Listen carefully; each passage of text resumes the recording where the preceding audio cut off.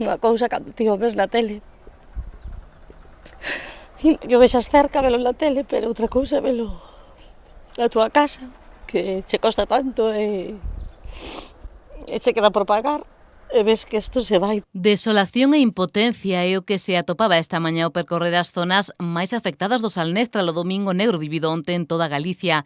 A comarca tamén ardeu e fixo de xeito voraz.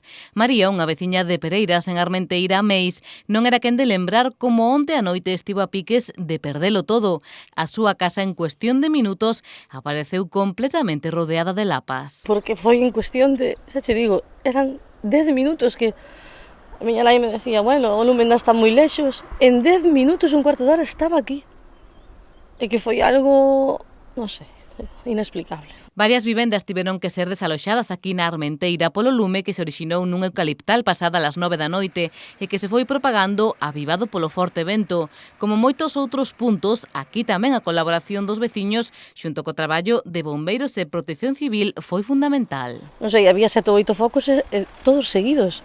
Todos seguidos, e que non tiñas respiro. Os bomberos empezaron aquí, seguiron un pouco máis abaixo, volveron pa aquí, o sea, e a xente toda que axudou, por suposto, porque senón isto, pois, non estaría a nosa casa, fijo que non estaba, porque as llamas é que estaba cuberta en llamas. Como axudaban con caldeiros de agua.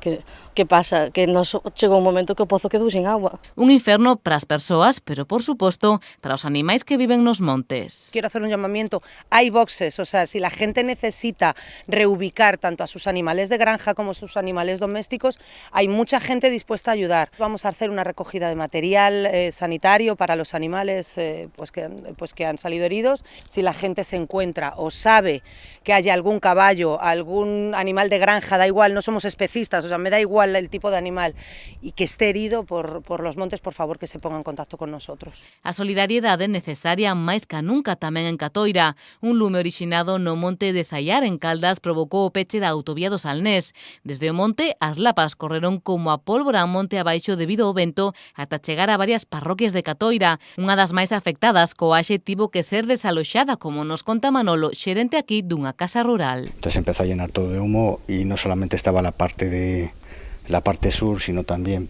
por la zona empezó a arder otro foco por la zona norte. Vino la Guardia Civil y entonces nos dijeron que marcháramos. Este mediodía os brigadistas continuaban na zona realizando labores de control. Os brigadistas o que estamos facendo é asegurar un ancho de perímetro, mollando a zona verde e asegurando ben, enfriando ben a zona queimada, evitando que, como se levante vento, pois que se reproduzcan esas chamas e volvan a chegar á zona verde. Parece que o peor xa pasou, pero agora queda unha pregunta ao aire. Poderíase ter evitado? Poderemos evitalo de haber unha próxima vez?